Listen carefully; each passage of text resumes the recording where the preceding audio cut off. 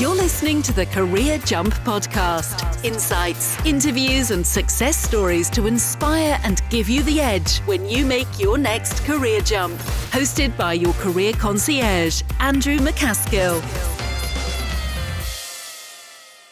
Hello, welcome back to the Executive Career Jump Podcast. I'm your host and career concierge, Andrew MacAskill, and I've got a very special guest today in with me on the podcast, which is Mark Badley. How are you doing, Mark? I'm very well, thank you, Andrew. Thank you for having me. No, thanks so much for joining us. I'm excited to talk to you today. So full disclosure, Mark and I are very good friends. We grew up together, and he's actually the person responsible for getting me in this industry in the first place. He's got a lot to answer for, but he's also a business owner, a top recruiter, and somebody who's never short of an opinion, which I enjoy. Just for people who haven't spoken to you or don't know of you from previous, Mark, tell us a little bit more about what you do and your career to date, just to set some context. That'd be great. Okay, so my business is called Ronin. I set this business up in 2007, and we recruit interim and permanent procurement people across the whole spectrum of rates, from 2 to 3 years experience through to executive. My experience in the recruitment sector started after you and I finished college. Literally, I think about 3 weeks after I went and joined a recruitment business as a kind of summer temp job before university, and then stayed on there. You know, instead of going to university, I saw an opportunity to do something which I thought I'd really enjoy recruitment, and I didn't think I needed a degree to do it. And working in Match Tech during that summer and watching what was involved and the key things which I felt were making people successful. I felt that those weren't necessarily going to be honed within within a kind of a university environment. So yeah, I worked there, ended up taking a permanent job with them at the end of the summer, and then about 9 months later became a recruitment consultant for them. So I started in the capacity as a resourcer. Had 2 or 3 really successful years recruiting engineering sort of shop floor staff, so welders, assemblers, those types of things, and then wanted to try something in what they would call the white collar market. We don't really hear white collar anymore, do we? But that's how they used to define it back then. And I moved into procurement, did a couple of years when Matchtech started their procurement offering.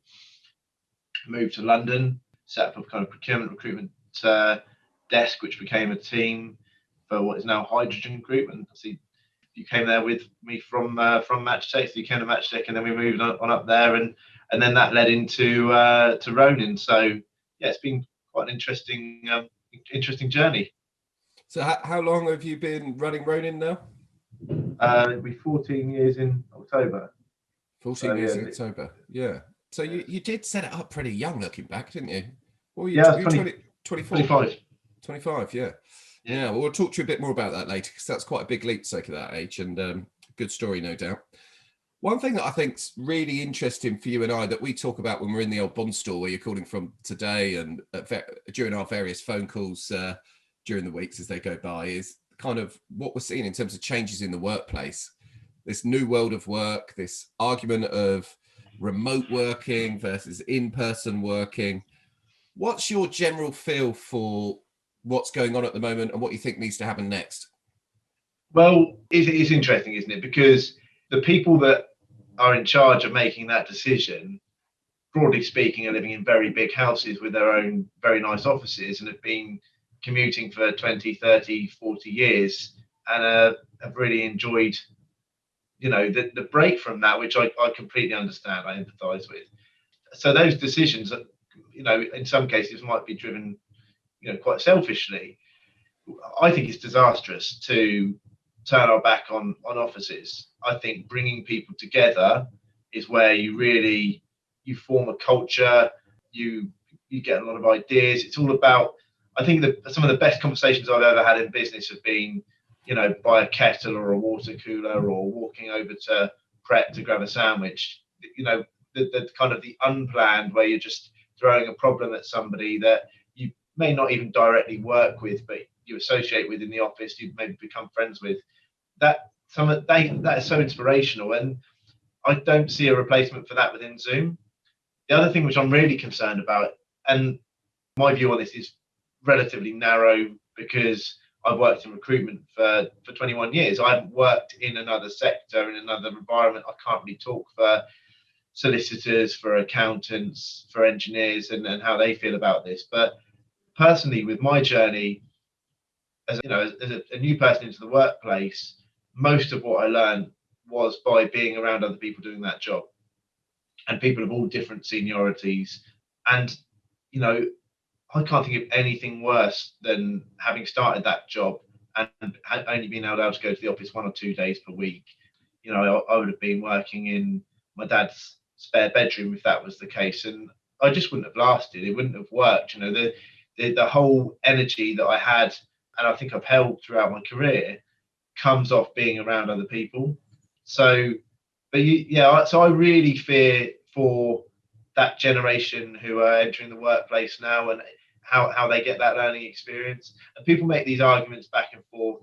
There are so many arguments about this. It's not straightforward, because there's a really strong environmental argument that it's better not to commute. There's a strong argument that it will be good for more local economies as opposed to the larger cities. So you can see why people are pro more remote working, and the people who are more pro say, well, we will go in 1 or 2 days a week, and we'll split it and everything else. But I think, well, how do you pick which days those are, and what about the rest of the time? And what are we doing with this next generation of talent? Are we failing them? So you could just talk about this one forever. You could. It's fascinating, and I do totally see the on-the-job coaching as being where I learned the most as a young person entering. Like when we were in London, you have been my team leader in London at the time. You might have heard me say something on a particular meeting or something, and then whilst we were out having a drink, you go, oh, do you know what? You said this earlier. If you just refine that slightly and said this instead, I reckon it will get you where you want to go next time, or you could have reduced your risk of it going wrong, or whatever it might have been. That on-the-job stuff is more powerful than any classroom I've sat in, really. I've never really learned too much in the L&D meetings. It's far more from, and the other one I really like in the sales world in particular is the journey time. So where you're both on a train going somewhere, both in a cab going somewhere.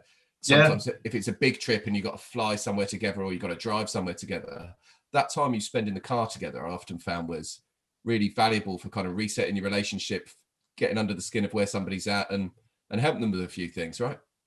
Totally. I actually, even through the lockdown, because where our office is isolated, I carried on using the office. The internet at the home was really poor, so I'd get in the car, drive to the office, go into the office, work, drive home, and literally not seeing anybody at all. But for me, that journey between your home and the office is really, really important, and the separation between the two are really important as well. That's for me personally. I don't think not everybody feels that way, but I like to have a home where in a way you switch off and you relax, and an office place where you're on task. And I find that kind of difficult as well. I've never liked working from home, so I'm biased in that way. And I think also for our sector, for recruitment, offices, they generate a lot of other work. So we don't necessarily recruit those people, but we recruit people for the businesses, like the retail businesses, the food and drink businesses that thrive off of the movement of people. Absolutely. You think about the trains. This is one of the other things. Okay, so if commuters don't use the trains anymore because everybody works from home, then when you want to take your wife and family to London on the train, you better be prepared that you have to be paying 2-3 times more in the future, unless it gets subsidised by the government. Because for the years and years and years, it's the season ticket holders that have really been the big slice of revenue for the train businesses. So you take them away, and that you get reduced services, more expensive ticket prices, and everything else. There's so many factors of change which come out from that massive change. But often the argument, to me, it just seems to boil down to, well, I don't like commuting and I've got a nice home office. I quite like being at home, and this is where the future needs to be, and we need to evolve. It's kind of, I don't know, you can shape your own argument for your own desires, but it's not always balanced. That's what I kind of think. No, and it is nuanced, like you say, in terms of the ripple effect into smaller businesses. We were working in a large office in Holborn at one point. There have been about 700 or 800 of us in there, and we were keeping 2 sandwich shops and a bar going pretty much exclusively off the back of it. Obviously, not everyone went to those places every day or anything, but there's no doubt that our organisation would have been over 50% of their revenue for sure. And that creates employment in different parts of the market. So, within your organisation, there'd be certain range of salaries are earned, and probably within that hospitality industry, it's a different layer of salaries. There's a different layer of qualifications, etc., that you would have, or maybe just, a lot of immigrants move to London and they start out in hospitality, and you're just taking that away. And it's kind of, I think it always feels with this pandemic that it's the people who have got the most have been impacted the least, and then as it goes down and down and down, that the kind of the impact increases. And I think it's really important that we have employment at every level. We don't want to have huge amounts of people on universal credit and those kind of things, because their jobs don't exist anymore, because everybody just gets everything. And mind you, the jobs would exist just as Deliveroo drivers and stuff like that, right? So that's basically where we're going. Everyone's going to be an Amazon driver or a Deliveroo driver, and it's extreme. It won't be like that really, but it, I do think it's important to have this movement of people and kind of recognise the importance of our cities and sort of central business districts. There's no doubt there's been some lessons from the last 18 months around things that can get better about the working life and getting people more integrated, more healthy, making sure that people aren't losing relationships at home and things because of their job. But I don't, as you say, I don't think that probably involves throwing the baby out with the bathwater and just saying that everybody just goes remote anymore. I don't see that. Very good. I'll tell you another interesting thing I wanted to talk to you about, and it kind of feeds on from that future of work, because a lot of what you're talking about there is relationships, right? So relationships with people that you work with. You and I joke, and I know that you still have clients and candidate relationships from 15 years ago when we were working together, and then some of those same names come up when we're talking. Couple of things on that. The clients and candidates who build long-term relationships with you, what are they doing well? Because a lot of our listeners might be in transition and might be looking to build stronger relationships with recruiters on the longer term. But what are they doing to build that kind of strength of relationship with you? I would say that it's necessarily something that they specifically do or I specifically do. I think I just treat, whether it's a business situation or a personal situation, if I value somebody and I like them and, we get on well, then that's a relationship I want to hold on to. And I suppose the people that are the closest to me, and there's a few hundred interims who, I speak to relatively regularly, and, you get to a point where you know a lot about one another. So that relationship becomes really, really strong, and you reflect on past assignments and things that you've done. So, but yeah, I don't know. I've never really kind of thought, is there a strategy from their part behind this? From my side, it is very much a case of course, they need to be excellent at their job, because if they're not, then there's not much, value to that relationship for me in the future. I want to have people that I know when I put them in front of my clients, there's a high chance that they're going to get hired.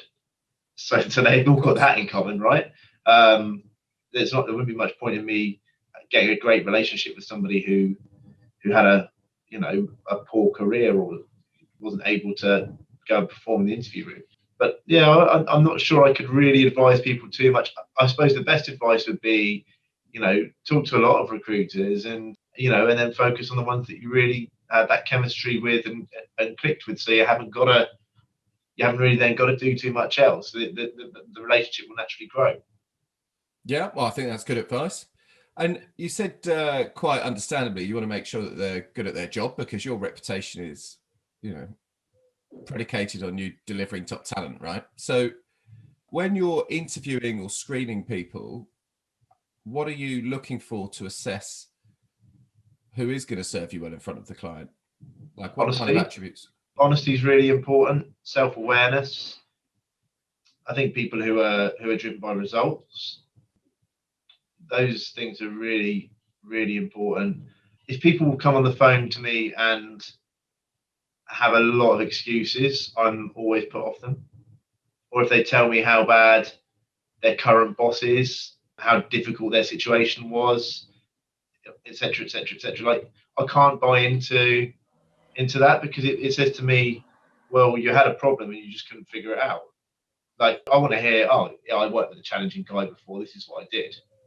That's Sure. what I want to hear, you know, rather than I worked with a challenging guy, he was a nightmare, he ruined my life, etc., etc. I'm like, well, you know, life is full of challenges, and that's what makes it enjoyable to a certain extent. And you have to just go, okay, well, this is tough. How can I approach this to make sure that I'm still able to do what I need to do, and how can I make that relationship strong? Some of the best relationships I've got started off really tough. And I always think if you've got somebody who isn't easy to get along with, once you get along with them, you've got an advantage over everybody else.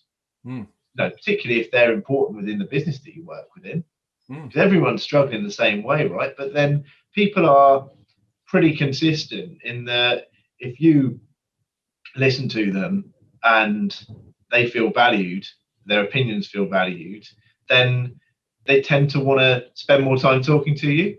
You know, that it's a really simple thing, but I think the problem that people have is they get fixed on an idea or a way things should be, and then if the other person's not like that, and then maybe there's some rudeness or abruptness or curtness to the communication as well.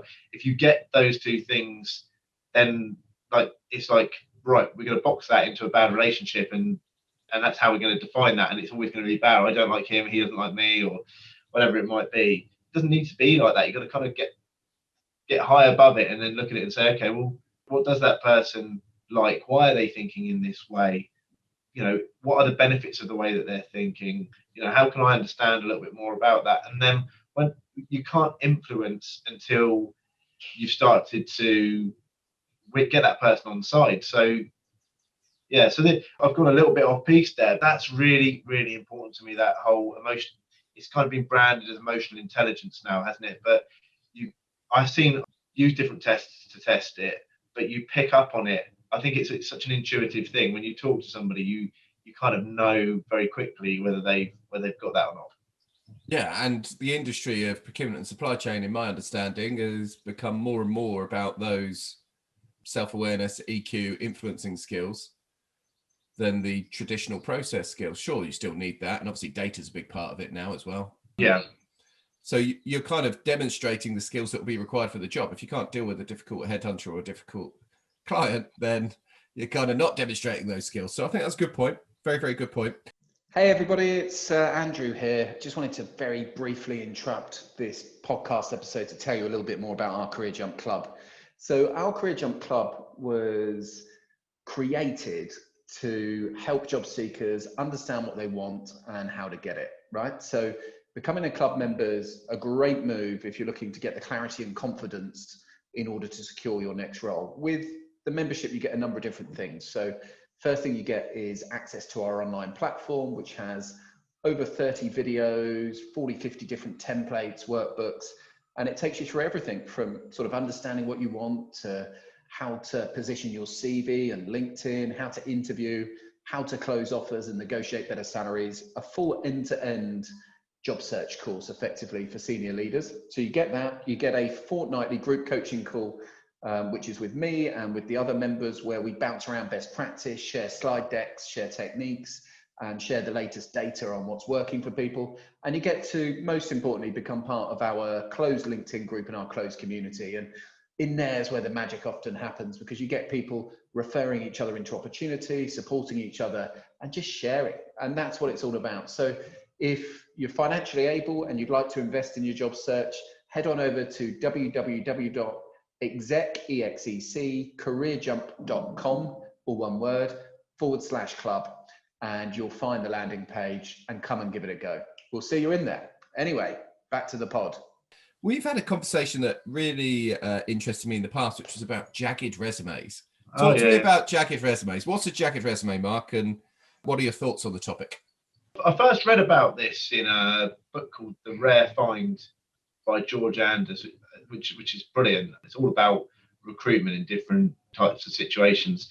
And, that it's within that book that they talk about this idea of a jagged resume. And it's a CV of somebody who's done some really interesting things, had a track record of achievement, but not necessarily, that wouldn't really fit into a box. So he wouldn't look like an accountant or an IT project director, or, in my world, a category manager.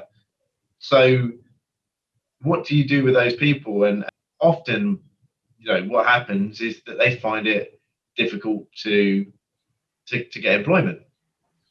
People who've had their own SMEs that go back into the employment market are quite often like this, because the kind of the day-to-day is so different when you're a small business owner. But the reality is that those people can be really, really valuable. So what we did is we said, well, talking to clients, especially clients that are really struggling to hire, or just keep on seeing people who they feel won't make any positive difference or change to their business. We said, well, let's try and find these people through kind of assessing people in a consistent way, and then bringing in candidates into the kind of the talent pool, who are assessed, who just don't really match what the job specification, but we think could do the job. So we would do the kind of the behavioural testing, cognitive testing, and then some pre-recorded videos, just a couple of them, 90 seconds each, and just ask questions. We've used lots of different questions over the years, but we kind of boiled it down now to, talk to me about an achievement that you're really proud of, and talk to me about why you want to work for this business. So we just ask those two consistently across the board. We change them all the time, though. You're always experimenting with those sort of 90-second elevator pitch, just to see what you'll get out of different people. What you then find is that when you boil all this data down and you report it to the client, sit down with the client and talk about which candidates they should interview, that quite often their favourite candidates are the ones who haven't worked for one of their competitors, haven't got the 7 years experience that it says are required. However, they've scored the highest on their numeracy and their written English, and they've given 2 really charismatic videos, and they're saying, well, that's exactly the kind of person that I want in my organisation. Okay, but he's not what you said you want on the job spec. That's kind of like a jagged resume, and we've worked really, really hard to try to help clients recruit those people. And you don't want to, obviously you still do need qualified professionals within your team, so you wouldn't make a team up completely in that way, but having a few people like that within a larger team can really inspire. Yeah, they're really interesting. Yeah, and if you actually talk to most business owners, everybody's got the jagged resume story in their business somewhere without them even realizing that's what it is. The guy I went to rent a car off when I was at Heathrow, who just blew me away with his engagement, so I gave him a business card, and now he's the ops director. Like everybody's got that story. The receptionist who I met, who now runs all of our HR teams, like there's literally every business has got one of those jagged resume stories. So I love that idea. And Brentford FC, who've just been promoted to the Premier League, so big shout out and congratulations to them. They've taken a very much a jagged resume stroke Moneyball data focused approach to how they recruit footballers, and how they find whispering talent is what they call it, which is talent which is there but not making a noise yet. Yeah, I love it. Yeah, Moneyball's fantastic, isn't it? And again, that was where they were really thinking about what makes you win this game, and who has those skills. And it wasn't necessarily, if you think under the traditional, there's that scene with all the scouts and they're saying, yeah, but he doesn't, he's not handsome enough, he's not going to be good for merchandising and stuff like that. And you're thinking, oh, the main objective surely should be to win the World Series. Like, it's not about whether the guy's going to sell merchandise. But they picked up a few, didn't they, who were kind of towards the end of their career and can do one thing really, really well. And that's an interesting recruitment story, because just as much as we were talking earlier about people who are young and what's happening with them in the workplace and everything else, the biggest discrimination within the marketplace at the moment is people who are at, kind of gone 60 plus, they just don't get selected as much, on shortlists. I see it all the time. So there's a big message there that you've got the jagged resume, but you've also, okay, what about people who are highly experienced? The idea that, they might not, it's a real generalization, but it's kind of, it's a real discrimination that they might not be tech savvy enough. It's ridiculous. You kind of see your grandmother on an iPhone now, and she's, working it the same way that your kids are, and probably we're the ones that struggle with it the most, like right in the middle. Yeah. So I always think about looking for talent where other people aren't looking, and really trying to understand what is going to make a difference within that job, rather than getting too kind of prescriptive about it. Oh, they must have this qualification and must have worked for, one of our competitors. It's mad. People are mad hiring from their competitors, because, you're kind of only ever going to raise yourself to that level. It's far more exciting to go and bring people from outside of the industry. That's always the way that, in my experiences, businesses really make a massive step change, is when they bring fresh thinking in. Yeah, no, I totally agree. And that's how you get that fresh thinking, that cognitive diversity, which is, there's a lot of talk of diversity and inclusion, understandably, at the moment. I think cognitive diversity is the game. That is the game. If you can get people who think differently around the table, rather than just building your team off of referrals, whereby the people internally just refer more people like them. I mean, we recruited the whole football team at one point into our team, right? Like, there was just zero cognitive diversity at all. And that's probably what they wanted at the time.